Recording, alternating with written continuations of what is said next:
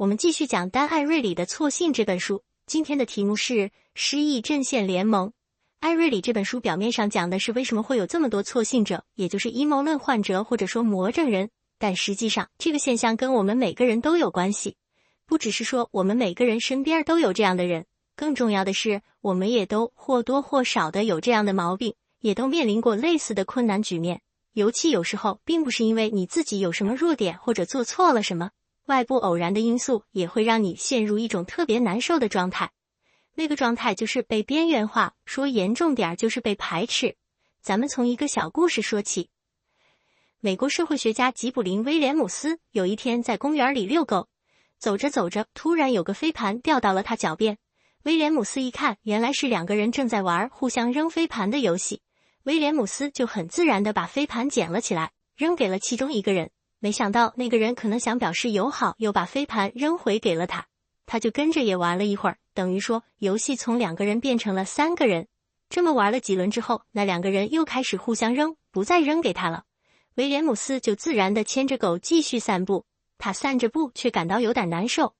威廉姆斯发现自己这个情绪很奇怪。你看，那2个人你又不认识，人家本来就是自己玩，跟你没关系，而且你也并不喜欢玩飞盘，对吧？可他就是有一种挥之不去的难过和失望感，就好像受到了伤害一样。这是怎么回事呢？威廉姆斯以社会学家的敏感，立即组织了几个实验。这个实验是这样的：3个人玩扔球的游戏，最初是3人一起玩，然后就变成了其中2人互相扔。这俩人是研究人员扮演的，玩了一会儿之后，默默的就不带第3个人玩了，而这第3个人是真正的受试者。研究发现，这个局面只要持续几分钟，就会给第3个人带来强烈的被排斥感，从而导致悲伤和愤怒的情绪，他的归属感和自尊心都强烈下降。研究者还发明了一个电子版的虚拟扔球游戏，让2个 NPC 跟受试者一起玩，这样受试者就可以一边玩游戏一边接受大脑扫描。扫描的结果是，那个被默默排斥的局面给他造成的精神痛苦，在大脑中的神经反应和身体的疼痛居然是一样的。本来都是大家一起，突然之间人家不带你了，那是真疼啊！被排斥感这件事后果很严重。还有一个研究是这样的，先对受试者进行心理暗示，说根据我们对你的性格测试，你会是一个很孤独的人，你所有的朋友和人际关系从20多岁开始就会慢慢疏远你，就算你结婚了，你的婚姻也会很短暂，你将孤老终身。结果是，被做了这种社会排斥暗示的人，在接下来的几项测试中都表现异常。比如他们路过一个捐款项目的时候，别的很多人都去捐款，他们不捐。有人不小心把一堆铅笔掉在地上了，一般人都会顺手帮忙捡起来，他们也不帮。参加一个猜字谜赢奖金的游戏，他们更可能作弊。他们的道德感下降了。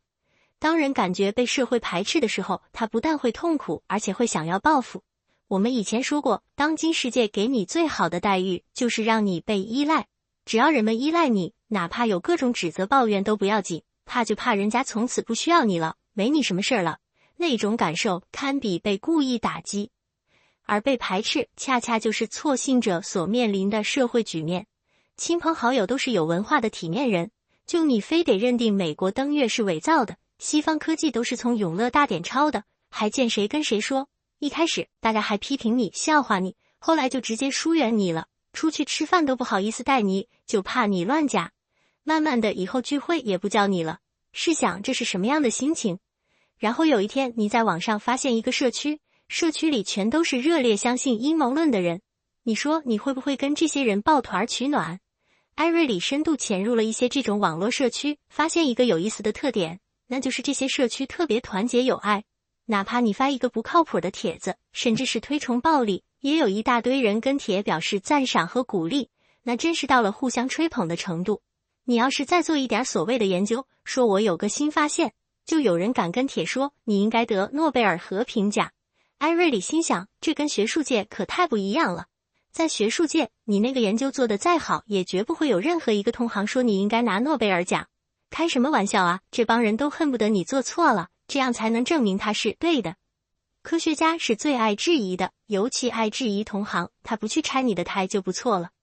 阴谋论社区是一群失忆者组成的联盟，他们更需要被认可，他们的群体认同感比外界强得多，他们更愿意维护自己的群体，而这样的群体自带向心力。试想，如果你在这样一个社区之中，有人发了个帖说他找到了肯尼迪遇刺是深层政府所谓的新证据，而且是他从一份几十年前的报纸上发现的说法，你私下觉得这里的逻辑链有问题，你会提出反驳吗？你是不会的，质疑是不存在的。这里关心的不是事实，而是立场和态度。这是一个正反馈循环。错信者社区越是抱团，他们的理念就越不容于主流社会，他们越脱离主流社会，就只会越抱团。这就是我们第一讲说的那个错信漏斗的社会因素。所以如果你有个亲友正在大谈特谈一些不靠谱的事情，你要跟他辩论，固然是肯定讨不了好，但直接冷处理也不太对。你越疏远他，他就越可能走向另一个社群。最好的办法还是先同步后领导，给对方安全感，让他相信你是自己人，你们有共同关心的话题，你们立场一致了，才有可能谈别的。那确实很难，但接下来会更难。你为排斥感这件事而加入错信社区，那也只是初级阶段，接下来会有2个加速机制，会把人送入错信漏斗的中级和高级阶段。第一个机制是认知失调，这里有个著名的例子，咱们不妨再讲一遍。明尼苏达州有一位家庭主妇叫玛丽安基奇，她搞了个社区，聚集了一帮信奉外星人的人。1954年，基奇发出一个预言说，12月21号这天，世界会爆发大洪水，从西海岸开始，一直会蔓延到整个美国。而外星人已经跟他说好了，只要是相信我们的人都到你家来等着，我们会派飞碟把你们接走。有的人是将信将疑，有的人可是真信，信到什么程度呢？变卖家产，抛家舍业，把所有钱都带来交给了基奇。结果到了12月21号这天，飞碟没来，大洪水也没发生。有意思的是，第二天发生的事，你猜谁会更对基奇感到愤怒？是那些最初将信将疑的人，还是那些为他变卖家产的人？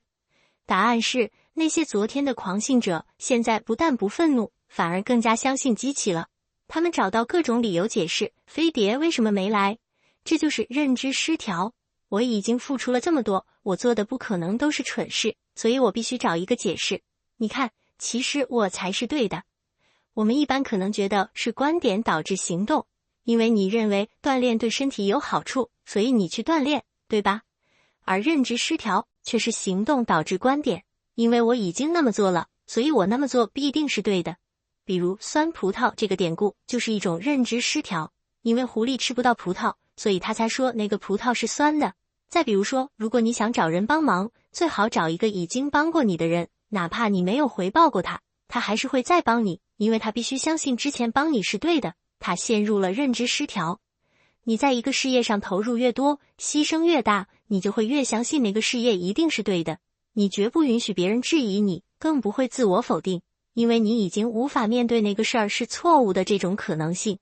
如果一个人只是匿名发过2篇鼓吹阴谋论的帖子，他或许还能回心转意，而如果这个人已经跟家人决裂，成了组织的骨干，还当过志愿者，参加过游行示威，破坏过公共设施，甚至进过监狱，他就不可能再想回头了。艾瑞里认识一个大哥，他坚决否认新冠病毒的真实性，一直战斗到自己得新冠肺炎而死。第二个机制是组织信仰的极端化。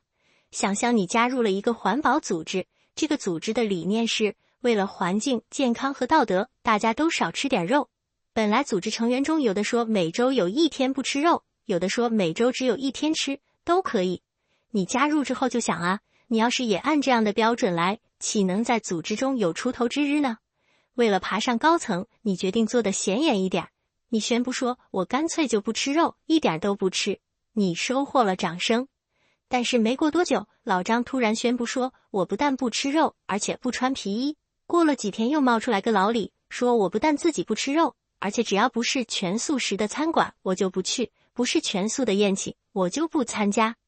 到了这个状态，你也只好说我不但坚决不吃肉，而且我还特别痛恨那些吃肉的人。极端会迅速升级，如果是科学家社区，这种极端言论只会招来嘲笑，但别忘了你们这个社区是个被社会边缘化了的，你们特别重视组织的团结，为了维护组织的形象和自己的身份认同，其他成员会支持这些言论，甚至哪怕那个言论已经到了离奇的地步，成员也不会反对。美国有一个右翼拥枪团体，这个团体的理念是公民的持枪权必须得到保护。有一天，某地发生了一起校园枪击案，组织中就有人站出来说，这个枪击案是左派那帮人故意制造的，目的就是想收缴公民的枪。假设你私下里觉得左派不至于做这种事儿，因为代价大、风险高，而且没什么效果，但是你会反驳你的队友吗？你不会的，你只会默许他的说法，因为你相信他是在为你们的共同目标努力，只要这个大目标是对的，手段极端一点也无所谓。你反倒很怀疑那个出来质疑他的人会不会是个卧底呢？极端被当作忠诚的时候，常识就成了叛逆，这样的组织一定会越来越极端。这就是为什么我们看那些极端环保人士会去博物馆破坏艺术品。按理说，环保跟名画有啥关系啊？你觉得这是个别人有精神病，其实这是组织动力学的必然结果。然后他们会进一步被主流社会排斥，然后他们会更加极端。他们已经掉入邪说黑洞，想拉是拉不回来了。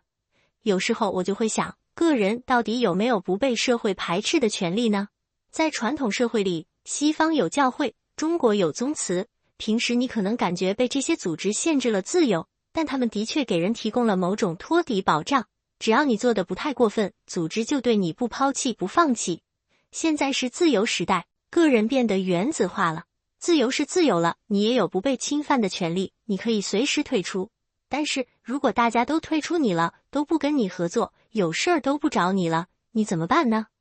很多社会学家在思考这个问题，目前还没有好的解法。